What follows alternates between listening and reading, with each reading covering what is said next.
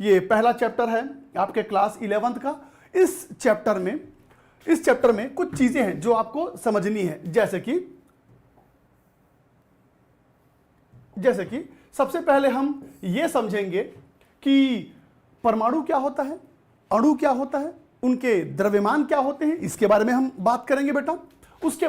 उसके बाद हम मोल परिकल्पना के बारे में पढ़ेंगे। ये जो मोल शब्द यहां पर यूज हो रहा है, ये केमिस्ट्री का एक बहुत इंपॉर्टेंट टर्मिनोलॉजी है, एक बहुत इंपॉर्टेंट शब्दावली है। इसका यूज केमिस्ट्री में, खास करके फिजिकल केमिस्ट्री में बहुत ज्यादा यूज होता हुआ आपको दिखेगा। उसके बाद हम पढ़ेंगे प्रतिशत संगठन, परसेंटेज। जो मॉलिक्यूल्स होते हैं उनके अंदर जो एटम्स होते हैं उनके परसेंटेज के बारे में बात करेंगे। उसके बाद इस चैप्टर में आगे कुछ परिकल्पनाएं जो हैं इस चैप्टर में, उसके बारे में बात करेंगे। और इन सब के अलावा भी आपको बहुत सारी चीजें बताई जाएंगी। ये जो 4 पॉइंट आप देख रहे हैं ये इस चैप्टर का मेन हिस्सा है, पर इन सब के अलावा भी आपको और भी चीजें बताई जाएंगी। तो चलिए फिर हम क्लास 11 का पहला चैप्टर शुरू करते हैं बेटा। तो इस चैप्टर में जो सबसे पहला टॉपिक आपके सामने आ रहा है, जो मैं आपको बताने जा रहा हूं, सबसे पहले हम यहां पर शुरुआत करेंगे परमाणविक या आणविक द्रव्यमान के बारे में। हम इस चैप्टर में आज जिस टॉपिक के बारे में बात करने वाले हैं बेटा, वो है परमाणविक या आणविक द्रव्यमान के बारे में। तुल्यांकित द्रव्यमान भी देखेंगे। शुरुआत करेंगे परमाणविक या आणविक द्रव्यमान से। अब आप केमिस्ट्री पढ़ रहे हैं और केमिस्ट्री को समझने के लिए आपको किसी परमाणु को या एटम को समझना पड़ेगा। भाई स्वाभाविक सी बात है, आप केमिस्ट्री पढ़ रहे हैं और केमिस्ट्री का मतलब होता है बेटा मॉलिक्यूल्स, एटम्स, इन्हीं सबको लेकर के आपको आगे बढ़ना पड़ता है। तो स्वाभाविक सी बात है कि केमिस्ट्री का पूरा सिलेबस हमारे सामने रखा है। शुरुआत करेंगे उस केमिस्ट्री के मेन बुनियाद से, और वो बुनियाद है बेटा एटम या मॉलिक्यूल। तो सबसे पहले हम ये समझ लेते हैं कि अगर मुझे किसी परमाणु का द्रव्यमान पता करना है या किसी अणु का द्रव्यमान पता करना है, तो बेटा सबसे पहले आपको यह भी तो पता होना चाहिए ना कि परमाणु क्या होता है, अणु क्या होता है। आप क्लास 10th के बाद अभी तुरंत क्लास 11th में आए हैं और मैं हर तरह के बच्चों को साथ लेके चलता हूं। अगर छोटी मोटी बातें जो आपको पहले से मालूम होंगी तो प्लीज थोड़ा सहयोग कीजिएगा, क्योंकि मैं हर एक बच्चे को लेकर चल रहा हूं। और जो बच्चे अभी तक केमिस्ट्री के बारे में कुछ भी नहीं जानते, मुझे उन बच्चों का भी ध्यान रखना है कि मैं हर एक चीज शुरुआत में बताऊं। तो एकदम बेसिक से बेसिक चीजें हम शुरुआत में लेके चलेंगे, तब जाके हमारा केमिस्ट्री आगे चल के स्ट्रांग होगा। तो एटम क्या होता है, मॉलिक्यूल क्या होता है, ये सब चीजें आपको एकदम क्लियर होनी चाहिए। कई बार तो ऐसा भी होता है कि बच्चा केमिस्ट्री पढ़ रहा होता है, लेकिन तत्व क्या होता है, परमाणु क्या होता है, अणु क्या होता है, यौगिक क्या होता है, इन सब में ही कंफ्यूज रहता है। कई बार ऐसा होता है कि हम चौथे चैप्टर में होते हैं, 5वें चैप्टर में होते हैं, पर बच्चे के दिमाग में यही क्लियर नहीं होता कि आखिर परमाणु क्या है, या तत्व क्या है, या अणु क्या है, या यौगिक क्या है।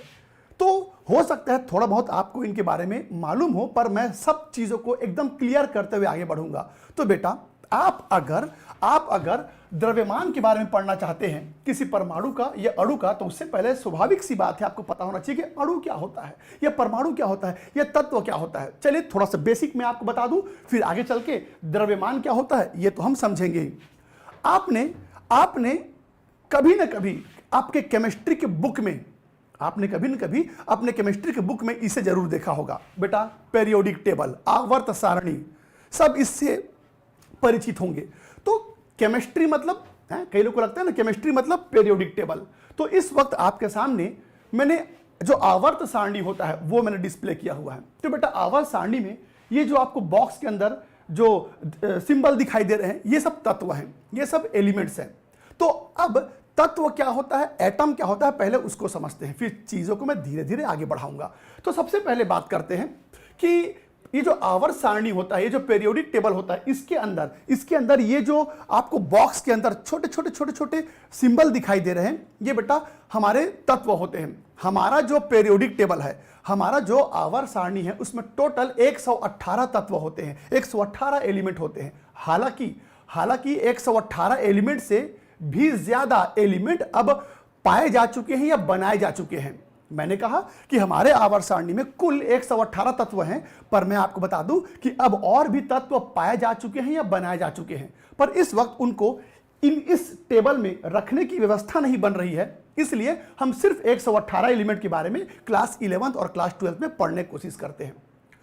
सबसे पहली बात, तत्व क्या होता है और एटम क्या होता है। हम कई बार लिखते समय या बोलते समय तत्व शब्द का प्रयोग करते हैं, कभी हम परमाणु शब्द का प्रयोग करते हैं। सोडियम क्या है? सोडियम तत्व भी है, सोडियम जो है वो परमाणु भी है। तो कब किस शब्द का प्रयोग किया जाए, तो छोटी छोटी बातों को जरा समझते हुए चलिएगा। मैं आपको बताता हूं बेटा, मान लीजिए कि मेरे पास एक लोहे का टुकड़ा है, जरा गौर से समझिएगा। मान लो कि मेरे पास एक लोहे का टुकड़ा है, ये देखो ये लोहा है बेटा, ये लोहा है, यानी कि मैंने यहां पर आयरन ले लिया। आयरन का सिंबल क्या होता है, आयरन का चिन्ह क्या होता है बेटा? Fe। तो मान लो मेरे पास एक लोहे का टुकड़ा है और इस टुकड़े में सिर्फ और सिर्फ आपको लोहे के एटम दिखाई देंगे, लोहे के एटम दिखाई देंगे और कुछ नहीं है, आप देखो यहां पर आपको ढेर सारे लोहे के परमाणु दिखाई दे रहे हैं। तो जरा ध्यान से समझिएगा, जब भी बहुत सारे परमाणु, गौर से सुनेंगे, जब भी बहुत सारे परमाणु एक साथ कहीं पर आपको दिखाई दें, जब बहुत सारे परमाणु एक साथ आपको दिखाई दें और भी शुद्ध अवस्था में, तो इसी को बोलते हैं बेटा हम तत्व, यानी कि एलिमेंट। ध्यान देंगे, जब बहुत सारे परमाणु आपको शुद्ध अवस्था में, मैंने बोला शुद्ध अवस्था में, शुद्ध का मतलब है कि आपको जिस तरह का परमाणु यहां दिखाई दे रहा है पूरे स्ट्रक्चर में बस वही परमाणु होंगे, किसी भी प्रकार की अशुद्धि इसमें नहीं पाई जाएगी, ना ही कोई दूसरा एलिमेंट इसमें पाया जाएगा। तो जब भी बहुत सारे जो शुद्ध एटम होते हैं, परमाणु होते हैं, जब वो एक साथ होते हैं तो उसी को हम क्या बोलेंगे बेटा? तत्व बोलते हैं। और इसके अंदर में से किसी एक कण को आप देखते हो, इसके अंदर में से अगर आप किसी एक कण को देखते हो तो बेटा ये जो एक कण आपको दिख रहा है यही आपका परमाणु है, यानी कि एटम है। तो ध्यान देंगे, परमाणु और तत्व में क्या फर्क है बेटा? क्या फर्क है? तो आप कहेंगे कि जब बहुत सारे परमाणु एक साथ पाए जाते हैं शुद्ध अवस्था में तो उसको आप तत्व बोलेंगे, और उस तत्व के अंदर किसी एक छोटे से कण के बारे में बात करेंगे तो वो एटम या परमाणु कहलाएगा। अब अगर मैं कोई रिएक्शन लिखता हूं, जैसे एग्जांपल के तौर पर यहां पर आयरन था ना, तो चलो यहां देखना बेटा, मान लो मैं आयरन को ऑक्सीजन के साथ क्रिया कराऊंगा। अगर मैं आयरन को ऑक्सीजन के साथ रिएक्शन करवाऊं तो बेटा यहां पर ऐसा कुछ आपको स्ट्रक्चर बनता हुआ दिखेगा। अब तुम बताओ कि तुम यहां पर जो आयरन लिए हो, आप इसे तत्व कहोगे, या परमाणु कहोगे? ध्यान देंगे, आप इस Fe को तत्व कहोगे या परमाणु? तो जवाब सुनिए, एक रिएक्शन में किसी पार्टिकल को, किसी कण को देखते ही आप उसे परमाणु भी कह सकते हैं और उसे तत्व भी कह सकते हैं। हालांकि डिफरेंस एकदम क्लियर रखना कि परमाणु किसी एक कण को कहते हैं, सिंगल पार्टिकल को कहते हैं, और जब उसका कलेक्शन, उसका संगठन आपको मिले तो उसे तत्व कहते हैं। तो बेटा अब एक क्वेश्चन कई बच्चों के दिमाग में आता है कि ये जो मैंने Fe लिखा हुआ है इसे मैं तत्व कहूं या एटम? आप चाहें तो दोनों शब्दों का प्रयोग कर सकते हैं, पर ज्यादा अच्छा है कि आप इसे एलिमेंट कहें, यानी कि तत्व कहें। ऐसा क्यों? क्योंकि बेटा ध्यान देना, एक सिंगल एटम आपको नहीं मिलेगा। अगर मैं कहूंगा चलो लोहे को ऑक्सीजन के साथ क्रिया कराओ, अगर मैं आपसे कहूंगा लोहे को ऑक्सीजन के साथ क्रिया कराओ, तो तुम क्या लोहे का एक परमाणु लाओगे? क्या ऑक्सीजन का एक परमाणु लाओगे और रिएक्शन करवाओगे? क्या आप लोहे का एक परमाणु लाओगे? क्या आप लोहे का एक ऑक्सीजन लाओगे? नहीं।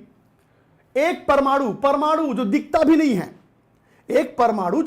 आप कहां से एक परमाणु लाओगे? तो बेटा आप इसे परमाणु कैसे कहेंगे? आप इसे तत्व ही कहेंगे। पर टीचर बोलते वक्त या आप पढ़ते वक्त या लिखते वक्त इसे परमाणु भी कह सकते हैं और तत्व भी कह सकते हैं, चलेगा। पर एकदम क्लियर कर दूं, ये तत्व होते हैं। जब भी किसी रिएक्शन में आपको कोई भी चीज दिखाई दे तो वो तत्व के रूप में होते हैं। हालांकि आप उसे परमाणु कह सकते हैं, चलता है, कोई दिक्कत नहीं है, पर आप क्लियर रखिएगा हम एक परमाणु तो ला नहीं सकते अभिक्रिया करवाने के लिए, रिएक्शन करवाने के लिए, तो स्वाभाविक सी बात है आपको तत्व लाना पड़ेगा।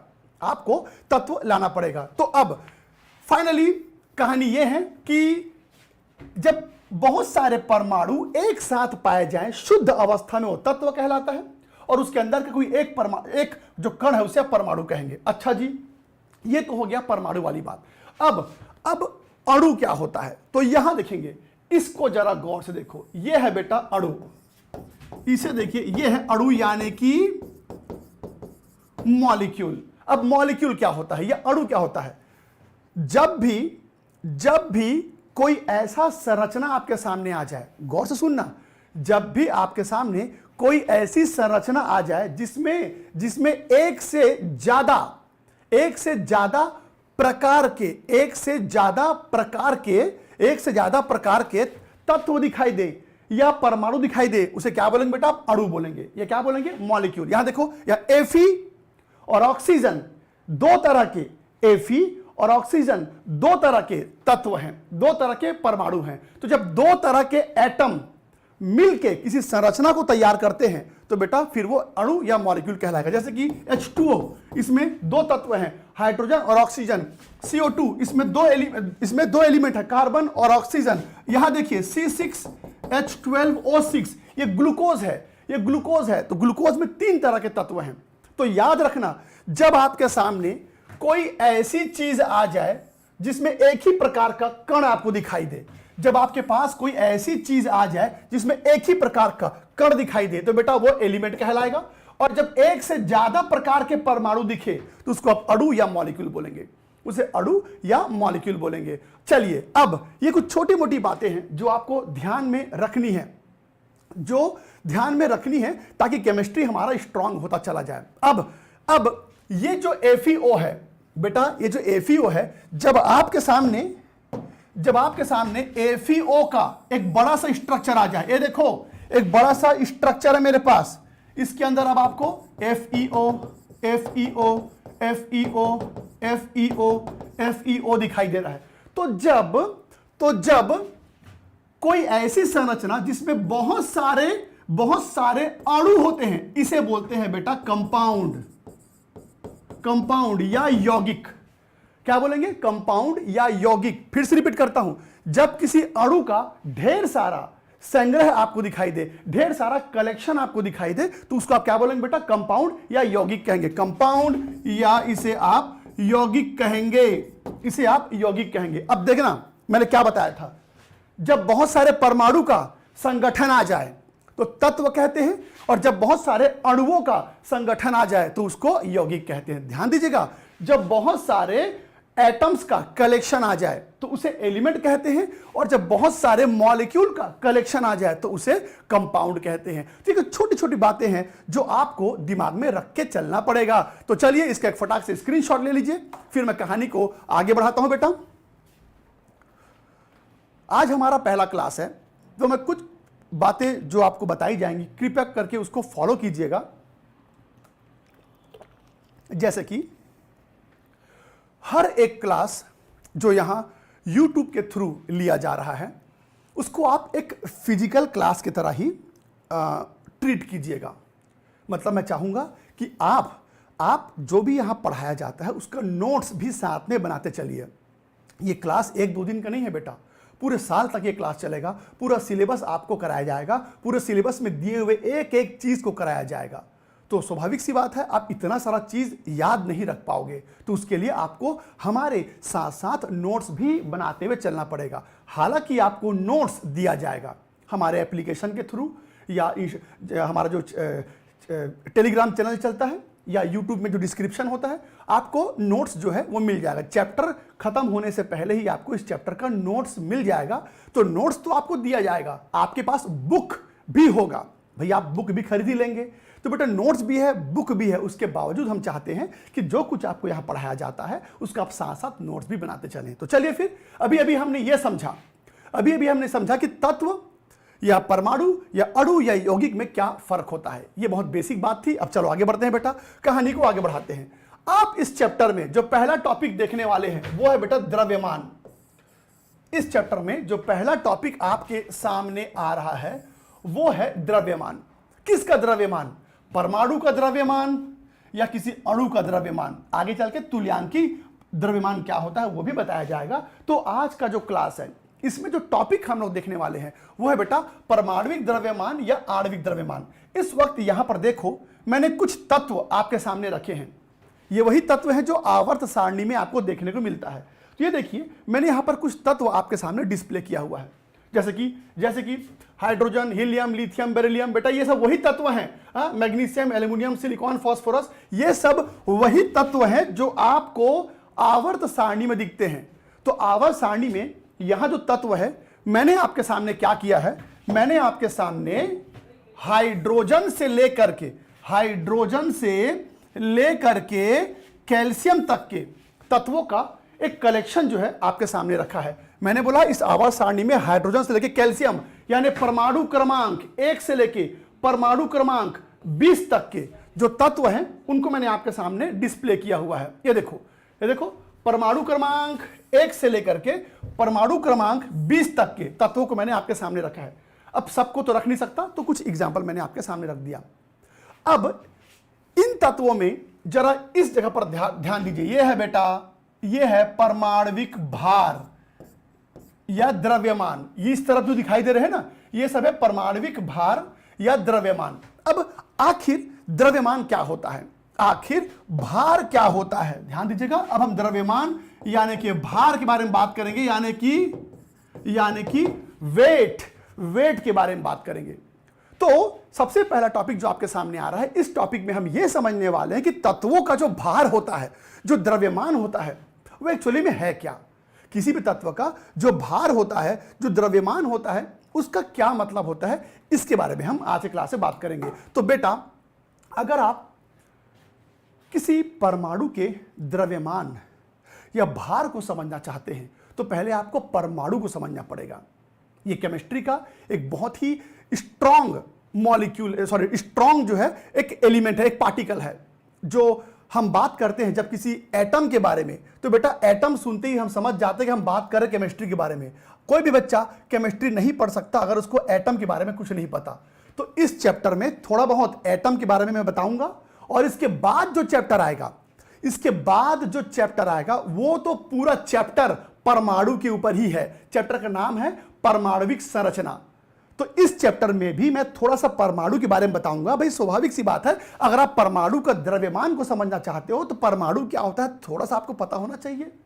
तो परमाणु के बारे में और डिटेल में इसके बाद वाले चैप्टर में तो हम देखेंगे ही, इस चैप्टर में भी थोड़ा सा हम समझ लेते हैं। तो आखिर ये द्रव्यमान आता कहां से है, द्रव्यमान का मतलब क्या होता है, चलिए इसके बारे में थोड़ा सा देख लेते हैं। तो बेटा अगर आपके सामने एक एटम आ जाए, अक्सर कई लोग ये सोचते हैं कि एटम जो होता है वो बहुत कॉम्प्लिकेटेड होता है, पर सच बताऊं जैसे ही आप केमिस्ट्री पढ़ना चालू करेंगे आपको पता चलेगा कि एटम बहुत सरल कण है, बहुत सिंपल सा कण होता है, पर यह बुनियाद है, ये पूरे ब्रह्मांड की बुनियाद है। एटम जो होता है, जो परमाणु होता है बेटा, जो एटम होता है ये पूरे ब्रह्मांड का वो कण है जिसके बिना कुछ भी चीज एग्जिस्ट नहीं कर सकता। तो गौर सुनेंगे, ऐसी कोई चीज नहीं पाई गई है, ऐसी कोई चीज आज तक नहीं पाई गई है जो एटम से ना बना हो।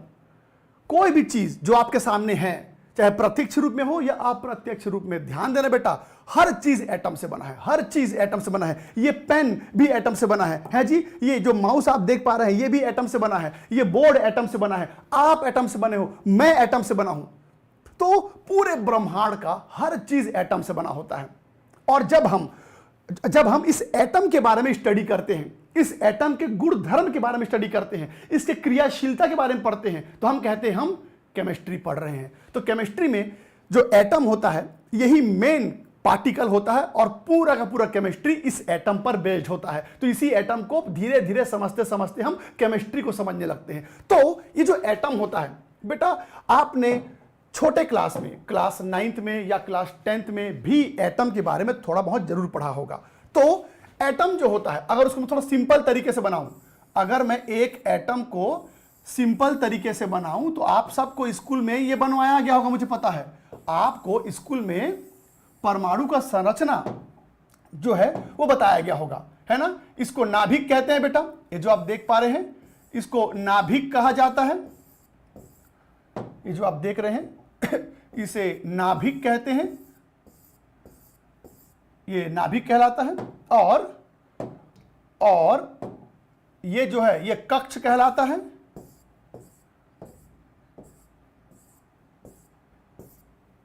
ये कक्ष कहलाता है और कक्ष में घूमते हुए इलेक्ट्रॉन होते हैं। तो एक परमाणु का द्रव्यमान क्या है? द्रव्यमान क्या होता है? द्रव्यमान या भार क्या होता है? तो जरा गौर सुनेगा, किसी परमाणु का जो द्रव्यमान होता है, जो भार होता है, जो वजन होता है, वजन जानते हैं वो किसकी वजह से होता है? नाभिक की वजह से। किसी भी परमाणु का जो वजन होता है, जो द्रव्यमान होता है बेटा, वो उसके नाभिक की वजह से होता है। एक परमाणु में ढेर सारे आपको इलेक्ट्रॉन दिख रहे हैं, एक परमाणु में आपको ढेर सारे इलेक्ट्रॉन दिख रहे हैं, पर आपको पता है अगर आप इन सभी इलेक्ट्रॉनों को निकाल दोगे, बेटा ये सब क्या है? जरा मैं आपको याद दिला दूं, ये आप सबने पढ़ा होगा कि कक्ष में जो चीजें घूमती हुई दिखाई दे रही, इसे हम क्या बोलते हैं बेटा? इलेक्ट्रॉन। और नाभिक के अंदर दो तरह के कण पाए जाते हैं। नाभिक के अंदर दो तरह के कण पाए जाते हैं, एक होता है बेटा प्रोटॉन और दूसरा होता है न्यूट्रॉन। तो कुल मिलाके एक एटम जो होता है, कुल मिलाके एक परमाणु जो होता है, वो तीन तरह के चीजों से मिलकर बनता है, इलेक्ट्रॉन, प्रोटॉन और न्यूट्रॉन। जहां पर नाभिक में यानी कि सेंटर में प्रोटॉन और न्यूट्रॉन का कलेक्शन होता है। पर अभी हम बात कर रहे हैं द्रव्यमान के बारे में। तो एक परमाणु का द्रव्यमान किस पर निर्भर करता है? एक परमाणु का जो वजन है, जो भार है, वो किस पे डिपेंड करता है? वो डिपेंड करता है नाभिक पे। और मैं आपको बता दूं, ये जो नाभिक होता है ना बेटा, ये नाभिक बहुत भारी होता है। ये जो नाभिक है, ये जो न्यूक्लियस है, ये बहुत भारी होता है। और एक एटम का जो द्रव्यमान होता है, जो वजन होता है, वो नाभिक का ही वजन होता है। मैंने कहा एक एटम का जो वजन होता है, जो द्रव्यमान होता है, वो नाभिक का ही होता है। इलेक्ट्रॉनों का भार के ऊपर कोई ज्यादा बड़ा योगदान नहीं होता। एक एटम का जो वजन है, जो भार है, वो इलेक्ट्रॉनों पे निर्भर नहीं करता। मैं आपको बताता हूं, अगर आप इस परमाणु में से सारे इलेक्ट्रॉन को निकाल दोगे, अगर आप इस परमाणु में से सारे इलेक्ट्रॉन निकाल दोगे, तब भी इस परमाणु का भार यानी कि द्रव्यमान नहीं बदलेगा। इस परमाणु का भार या द्रव्यमान नहीं बदलेगा। ये बिल्कुल वैसा ही है, ये बिल्कुल वैसे ही। अगर मैं आपके सर में से कुछ बाल उखाड़ दूं, तो क्या आपका वजन कम हो जाएगा? नहीं। तो आपके बाल का जो वजन है, वो ज्यादा योगदान नहीं देता आपके वजन के ऊपर। तो बेटा आपका जो मेन वेट है, वो आपके बाल की वजह से नहीं है। ठीक उसी प्रकार एक परमाणु के अंदर ये जो इलेक्ट्रॉन होता है, इनका भार पे कोई योगदान नहीं होता। अगर आप सारे इलेक्ट्रॉन को निकाल दोगे ना, तब भी इस परमाणु का वजन नहीं बदलेगा। तो फिर वजन यानी कि भार किसका होता है? नाभिक का होता है। मतलब एक एटम का जो अस्तित्व है, जो पहचान है, जो आइडेंटिटी है, वो नाभिक से होती है। ध्यान देना, एक एटम का पहचान, उसकी आइडेंटिटी जो है, वो नाभिक से तय की जाती है। कई लोग कहते हैं कि हम कैसे पहचानते हैं कि कौन सा एटम है? जब हम किसी से पूछते हैं कि भाई तुम कैसे पहचानोगे ये कौन सा एटम है, तो कई लोग क्या सोचते हैं, अच्छा कार्बन, तो कार्बन में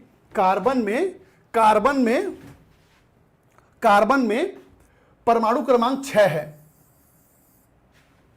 तो कई लोग कार्बन को पहचानते हैं उसके परमाणु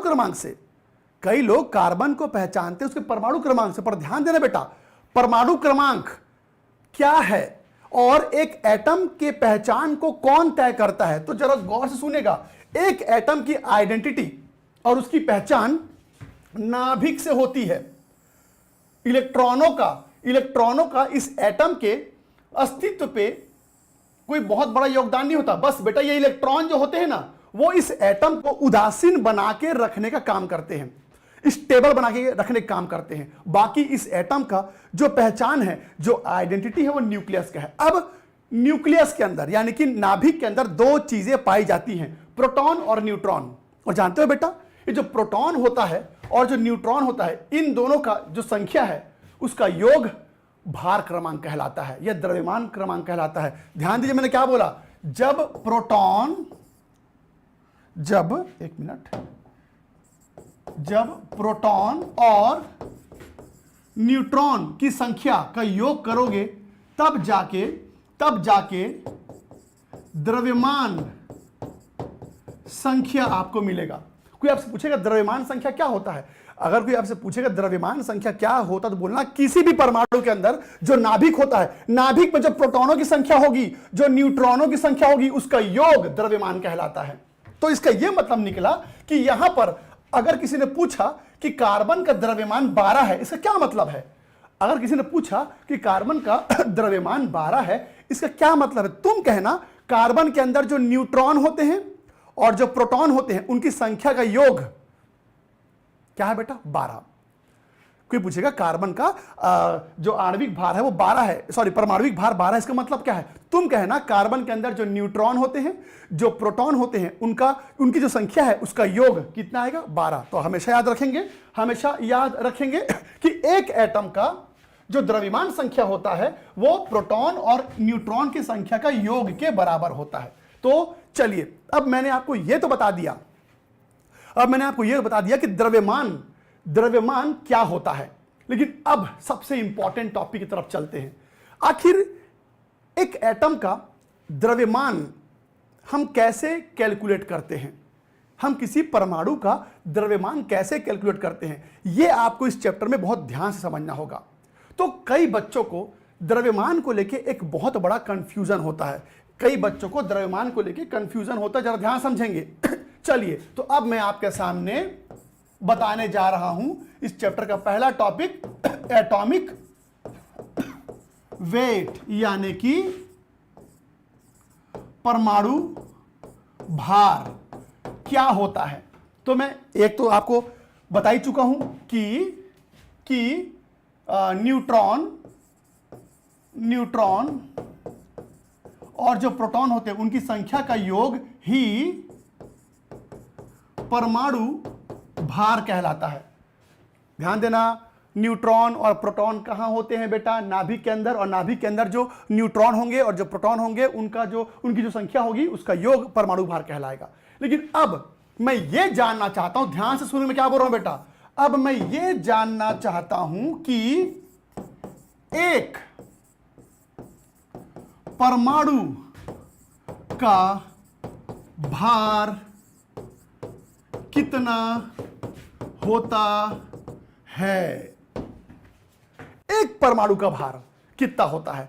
एक परमाणु का भार कितना होता है? यह बहुत इंपॉर्टेंट क्वेश्चन है। एक परमाणु का भार कितना होता है? तो कई बच्चे, अभी तो आप क्लास 11th में है ना, मैं जब क्लास 12th के बच्चों को पढ़ाता हूं तो वो भी परमाणु भार को एकदम क्लियर नहीं समझ पाते। वो परमाणु भार को जब समझने की कोशिश करते हैं थोड़ा सा कंफ्यूज रहते हैं। क्या? मैं आपको बताता हूं, जरा गौर सुनेगा। परमाणु का किसी भी एक परमाणु का द्रव्यमान कितना होगा, भार कितना होगा? तो जरा गौर सुनेगा। जब कोई बच्चा ये याद कर लेता है कि कार्बन का द्रव्यमान 12 होता है, सोडियम का परमाणु भार 23 होता है, एल्युमिनियम का परमाणु भार 27 होता है, या कैल्शियम का परमाणु भार 40 होता है, तो जब कोई बच्चा ये टेबल याद कर लेता है, याद रखना आपको भी ये सब याद करना है बेटा, आपको भी ये टेबल याद करना है। 11वीं में कम से कम आपको परमाणु क्रमांक 1 से लेकर के परमाणु क्रमांक 30 तक के तत्वों का परमाणु क्रमांक भी याद होना चाहिए और उसका द्रव्यमान भी आपको याद होना चाहिए। फिर रिपीट करता हूं, कक्षा 11वीं में कम से कम एटॉमिक नंबर 1 से लेके एटॉमिक नंबर 30 तक, जिंक तक आपको परमाणु क्रमांक और परमाणु भार याद करना पड़ेगा। वो जरूरी है क्योंकि इस चैप्टर में बहुत सारे हमको न्यूमेरिकल भी बनाने हैं। हां, तो मैं क्या बता रहा था, जब बच्चा इस टेबल को याद कर लेता है और बच्चे को याद हो जाता है कि हां एल्युमिनियम का भार कितना है भाई 27, सोडियम के परमाणु का भार कितना है 23, तो उस बच्चे को एक बहुत बड़ा कंफ्यूजन दिमाग में बैठ जाता है। क्या? तुमने भले यह कह दिया कि सोडियम का परमाणु भार 23 है, सोडियम का परमाणु भार 23 ग्राम है, पर जब क्वेश्चन में ये पूछते हैं ना कि सोडियम के एक परमाणु का भार कितना है, तो कई बच्चे बोल देते हैं 23। जब मैं क्वेश्चन पूछता हूं ना कि कार्बन के एक एटम का, एक परमाणु का भार कितना है, कई बच्चे बोल देते हैं 12। ये बहुत बड़ा कंफ्यूजन है। कई बच्चे यहां पर थोड़ा कंफ्यूज होते हैं जब मैं पूछता हूं कि कार्बन के एक परमाणु का भार कितना होगा, कई लोग बोलते हैं 12। ये बहुत बड़ी गलती है। कार्बन के एक परमाणु का भार 12 नहीं होता। तो फिर परमाणु भार होता क्या चीज है? अरे भाई, मैंने बोला कि कार्बन का परमाणु भार 12 है, पर मैं कह रहा हूं कि कार्बन के एक परमाणु का भार 12 नहीं होता। तो फिर आखिर में परमाणु भार होता क्या चीज है? तो अब इसी को ध्यान समझना है बेटा। तो एकदम गौर से सुनिए जो बताने जा रहा हूं मैं। ये बताओ, मैंने बोला कार्बन का एटॉमिक मास होता है 12 ग्राम। मैंने यहां पर यह बोला कि कार्बन का जो परमाणु भार होता है वो होता है 12 ग्राम। तो भले ही आपको यह तो याद है कि कार्बन का परमाणु भार 12 ग्राम होता है, पर बेटा वो एक कार्बन का भार नहीं होता। थोड़ा सोचो, जब मैं क्वेश्चन में पूछता हूं एक कार्बन के परमाणु का वजन कितना होगा, तो कई बच्चे बोलते हैं 12 ग्राम। जब मैं पूछता हूं कि एक कार्बन के परमाणु का भार कितना होगा, कई लोग बोलते हैं 12 ग्राम, क्योंकि वो तो याद कर लिए कि कार्बन का परमाणु भार 12 है। पर तुम खुद सोचो, एक कार्बन का परमाणु, ध्यान सुनेंगे, एक कार्बन का परमाणु, एक कार्बन का एटम का वजन 12 ग्राम होगा। मैंने कहा एक कार्बन का परमाणु, एक छोटा सा परमाणु जो दिखता भी नहीं है। ये बताओ, परमाणु देखे हो कभी, एटम देखे हो कभी? वो दिखता नहीं, वो बहुत छोटा होता है, बहुत बहुत बहुत बहुत बहुत छोटा होता है। तो सोचो, एक कार्बन का परमाणु जो दिखता भी नहीं है, वो बहुत छोटा होता है, उसका वजन 12 ग्राम होगा? नहीं। तो कई बच्चे ये सोचते हैं कि कार्बन का परमाणु भार अगर 12 ग्राम है तो कार्बन के एक परमाणु का भार भी 12 ग्राम होता होगा। पर नहीं, एक कार्बन का परमाणु भार 12 नहीं होता। तो फिर 12 है क्या? 12 ग्राम है क्या? तो सुनना ध्यान से, एक छोटा सा कार्बन जो दिखता भी नहीं, वो बहुत छोटा है, उसका वजन 12 ग्राम नहीं हो सकता। तो अब तुमको क्या करना पड़ेगा? तुमको ना बहुत सारा कार्बन लाना पड़ेगा, तुमको बहुत सारा कार्बन जमा करना पड़ेगा, ढेर सारा कार्बन जमा करना पड़ेगा। और जब आप ढेर सारा कार्बन जमा कर लोगे, उसके बाद उसका वजन निकालना, तो 12 ग्राम आ जाएगा। तो प्रश्न है, कितने सारे कार्बन को जमा करूंगा तो 12 ग्राम होगा? तो अब ध्यान से सुनना बेटा, होता क्या है, जब भी आप 6.022 इंटू 10⁻23 कार्बन के जो एटम होते हैं, इतना सारा कार्बन जमा करोगे तब जाके होगा 12 ग्राम। और बेटा इस संख्या को हम मोल भी कहते हैं। तो ध्यान देना, इस संख्या को 1 मोल भी कहते हैं। तो अब बताओ, कोई तुमसे पूछेगा कि 12 ग्राम क्या है? ध्यान सुनना, कोई पूछेगा 12 ग्राम क्या है, तो तुम कहना ये कार्बन का परमाणु भार है। तुम कहना इतने सारे कार्बन का भार 12 ग्राम होता है। तुम कहना इतने सारे कार्बन का जो भार होता है उसको बोलते हैं 12 ग्राम। और बेटा इस संख्या को मोल भी कहते हैं, तो तुम चाहो तो यह भी कह सकते हो कि एक मोल कार्बन के जो एटम होते हैं उनका वजन होता है 12 ग्राम। तो याद रखना, कभी भी एक कार्बन का वजन 12 ग्राम नहीं होता। इतने सारे कार्बन को जमा करोगे और उसका वेट निकालोगे तब जाके 12 ग्राम आएगा। या फिर आप इस संख्या को मोल भी कह सकते हो, 1 मोल भी कह सकते हो। तो आप कहोगे 1 मोल कार्बन के वजन को हम बोलते हैं बेटा 12 ग्राम।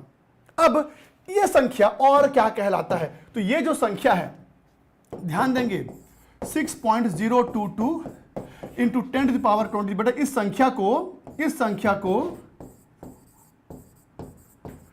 एवोगैड्रो नंबर कहते हैं। इस संख्या को, मैंने कहा इस संख्या को एवोगैड्रो एवोगैड्रो संख्या कहते हैं। और इस चैप्टर में इस संख्या का बहुत इंपॉर्टेंट रोल है। इस पूरे चैप्टर में ये जो मैंने लिखा है ना 6.022 10 के घात में 23 लिखा है, ये इस चैप्टर का सबसे महत्वपूर्ण संख्या है। और इस पूरे चैप्टर में अब आप इस संख्या का उपयोग करने वाले हैं। तो चलिए एक बार शॉर्ट में फिर से आपको याद दिला दूं, द्रव्यमान क्या होता है? प्रोटॉन और न्यूट्रॉन का योग द्रव्यमान कहलाता है।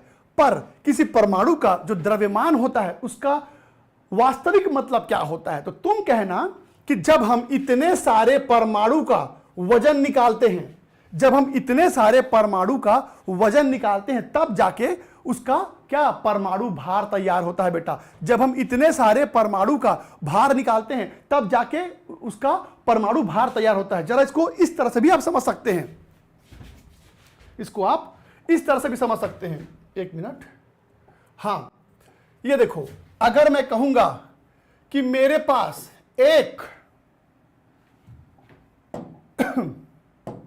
अगर मैं कहूंगा मेरे पास एक मोल, गौर सुनेंगे, मेरे पास एक मोल कार्बन है, तो उसका मतलब कितना कार्बन हुआ बेटा? 6.022 इंटू 10 के पावर में 23 कार्बन के परमाणु होंगे। और जब आप इतने सारे कार्बन के परमाणु को भार निकालोगे तब जाके 12 ग्राम आएगा। ठीक उसी प्रकार अगर आप कहोगे कि मेरे पास एक मोल सोडियम है, तो एक मोल सोडियम का मतलब भी वही होता है 6.022 इंटू 10 पावर 23 सोडियम के परमाणु। और जब इतने सारे सोडियम के परमाणु का भार निकालोगे तब जाके आएगा 23 ग्राम। ठीक उसी प्रकार अगर मैं कहता हूं कि मेरे पास एक मोल कैल्शियम है, तो एक मोल कैल्शियम के अंदर भी 6.022 इंटू 10 पावर 23 कैल्शियम के परमाणु होंगे, जिसका द्रव्यमान होता है बेटा 40 ग्राम। तो कुल मिला के कहानी यह है कि 6.022 इंटू 10 के पावर में 23 परमाणु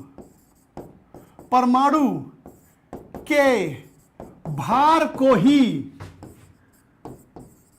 परमाणु भार कहते हैं।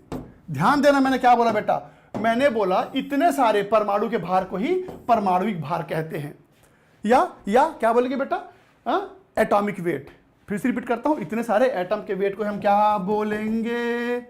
एटॉमिक वेट बोलेंगे। तो अब आप इस बात को दिमाग में छाप लो कि परमाणु भार कितने सारे परमाणुओं के भार को कहते हैं। परमाणु भार या परमाणुविक द्रव्यमान कितने सारे परमाणु के भार को कहते हैं। तो यह संख्या आपको दिमागी तौर पर एकदम बिठा करके रखना है। इसे आप नोट कीजिए, फिर मैं आगे बढ़ता हूं बेटा। नोट करेंगे इसे वो।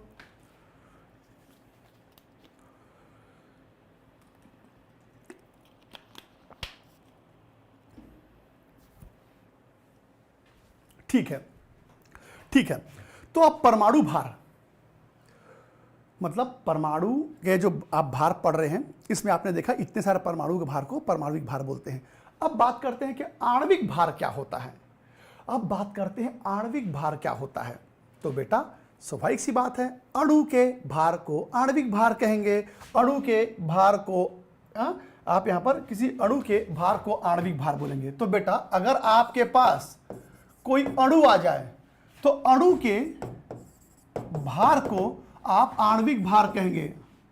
आणविक भार कहेंगे। एक बार फिर से रिपीट करता हूं, मैंने क्या बोला? मैंने बोला कि मॉलिक्यूलर वेट किसे कहते हैं?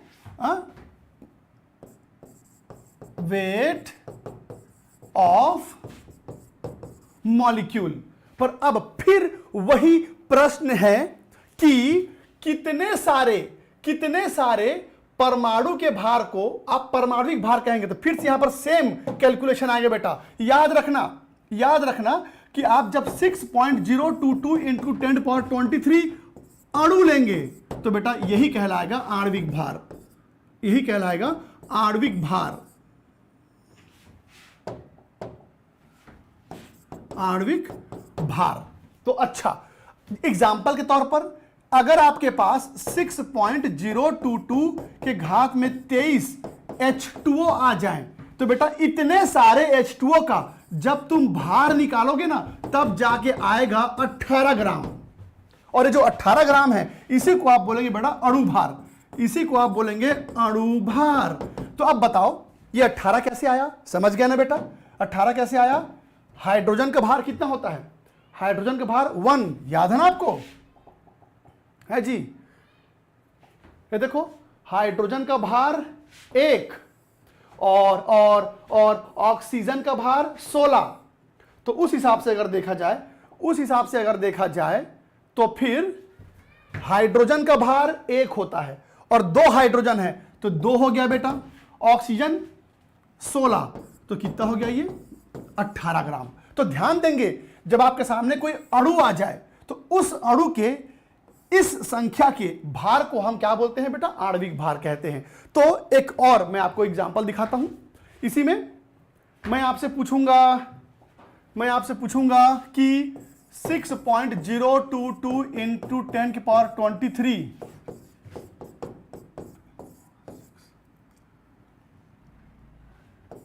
चलो बताओ, जानते हो कौन सा अणु है बेटा? ये ग्लूकोज है, ये ग्लूकोज का फॉर्मूला है। अब आपको बताना है ग्लूकोज के इतने सारे अणु का भार कितना होगा, यानी कि ग्लूकोज का अणु भार कितना होगा आपको बताना है। अणु भार मतलब इतने सारे अणुओं का भार, तो आपको बताना है इतने सारे ग्लूकोज के अणुओं का भार कितना होगा, बताइए।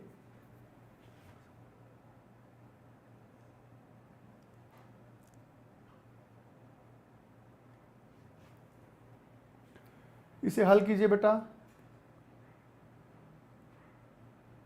सूरज, तुम्हारा आंसर सही है बेटा, सूरज का आंसर ठीक है। सिमरन, नहीं बेटा तुम्हारा आंसर गलत है। अभिषेक, तुम किस मान का योग कर रहे हो भाई? राहुल, शिवम, रोशन, एकदम सही आंसर है बेटा, एकदम सही आंसर है। कितना? 180 ग्राम, 180 ग्राम, 180 ग्राम है। अच्छा एक और सूत्र दूं,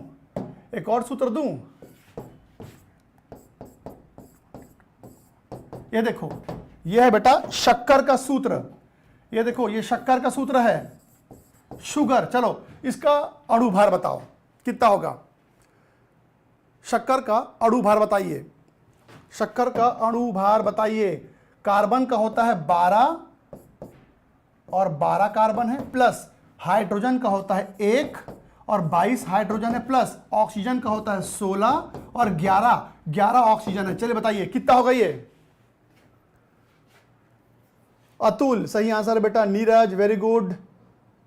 ड्रीम अविनाश, ओके, आंसर है बेटा 342 ग्राम, 342, 342 ग्राम।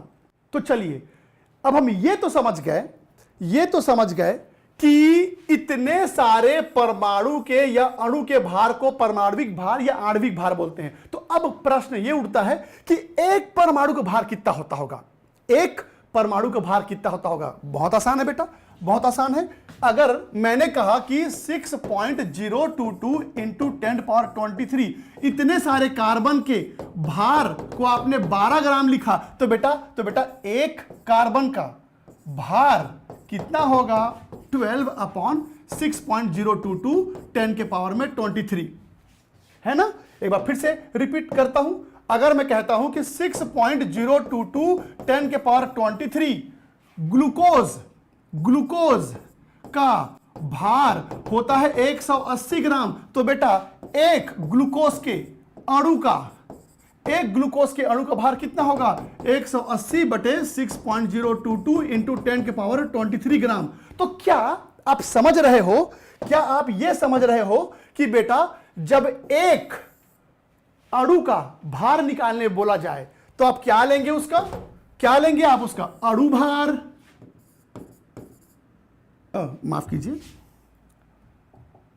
हां, अगर आपको एक परमाणु का भार निकालने बोले तो आप क्या लेंगे बेटा? पहले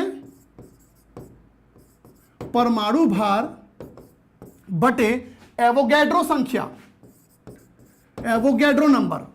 और कोई आपको बोलेगा कि एक अणु का भार निकालो, तो कैसे निकालेंगे बेटा? अणु भार अपॉन एवोगैड्रो नंबर।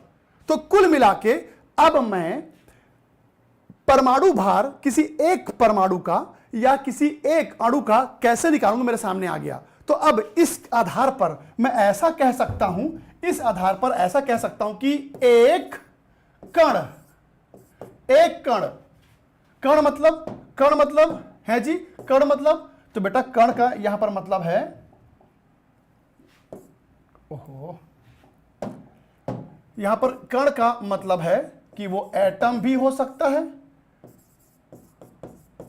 और मॉलिक्यूल भी हो सकता है।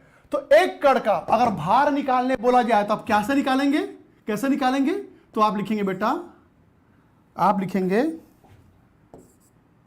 परमाणु भार या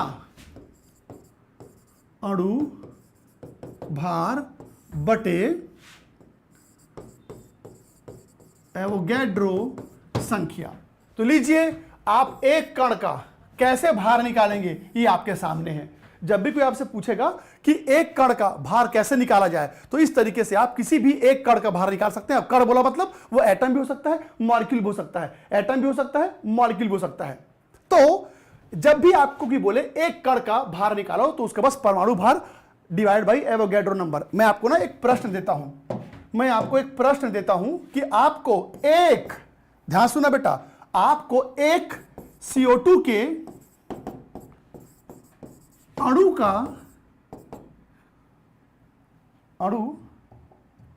का भार कितना होगा आपको बताना है। CO2 के एक अणु का भार कितना होगा आपको बताना है।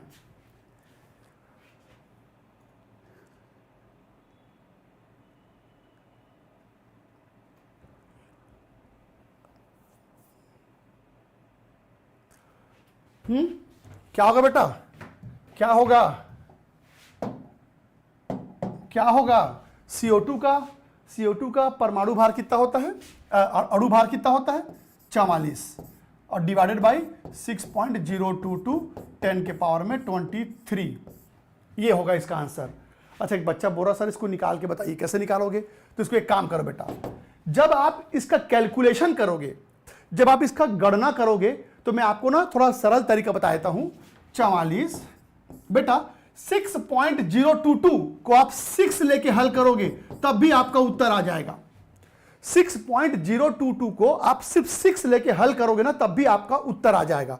पर परीक्षा में अपने पन्ने में 6.022 ही लिखना, पर जब हल करने का समय होगा तो रफ में इसको 6 लेके ही हल करना। बस अब आपको क्या करना है बेटा, 44 भागित 6 कर देना और 10 के पावर 23 ऊपर जाएगा, तो 10 के पावर में -23 हो जाएगा। ये देखो, बस आपको इसको भागित देना है। उसके बाद यह 10 के पावर में -23 ग्राम, इतना ग्राम होगा एक CO2 का भार। एक CO2 का भार कितना होगा? 44 डिवाइड बाय 6 इंटू 10 के पावर में -23। तो इस प्रकार से आप किसी भी एक परमाणु या अणु का भार निकाल सकते हैं। तो चलिए, अब मैंने आप लोगों को परमाणु भार या अणु भार क्या होता है यह बता दिया, पर अभी भी एक बचा हुआ है, आपको याद होगा, आपको बचा होगा, ध्यान में होगा, एक बचा हुआ है। क्या? तुल्यांकी भार। यहां पर हमने तुल्यांकी भार जो है वो बचाया हुआ है। तो आज के क्लास में हमने सिर्फ यह सीखा कि परमाणु भार और आणविक भार क्या होता है, उसकी गणना कैसे की जाती है। अगले क्लास में हम तुल्यांकी भार के बारे में पढ़ेंगे। और अगला जो क्लास रहेगा, प्लीज निवेदन करता हूं अगला क्लास कोई मिस मत करना, क्योंकि इस चैप्टर का सबसे इंपॉर्टेंट टॉपिक आपके सामने आने वाला है। और बेटा वो टॉपिक है ये मोल परिकल्पना। ये इस चैप्टर का सबसे इंपॉर्टेंट टॉपिक है। जो बच्चे इस चैप्टर को नहीं समझ पाते, जो बच्चे इस चैप्टर को कठिन समझते हैं या उनको न्यूमेरिकल नहीं बनता, तो बेटा इसी टॉपिक के कारण, अगर आपने ये वाला क्लास मिस कर दिया तो इस चैप्टर में फिर आगे आपको कुछ भी समझ में नहीं आएगा। तो रिक्वेस्ट करूंगा अगला क्लास जो रहेगा उसमें हम मोल परिकल्पना पढ़ेंगे, और यही इस चैप्टर का सबसे इंपॉर्टेंट टॉपिक है। और ये एक ऐसा टॉपिक है जो 11वीं के आगे कई चैप्टर में उपयोग होगा और 12वीं के भी कई चैप्टर में इसका उपयोग होता है। तो प्लीज इस टॉपिक को मिस ना करें। तो चलिए फिर आज क्लास में इतना ही करते हैं बेटा, अगले क्लास में हम आएंगे मोल परिकल्पना के साथ। तो चलिए फिर मैं मिलता हूं अगले क्लास में, तब तक पढ़ते रहिए। Good bye.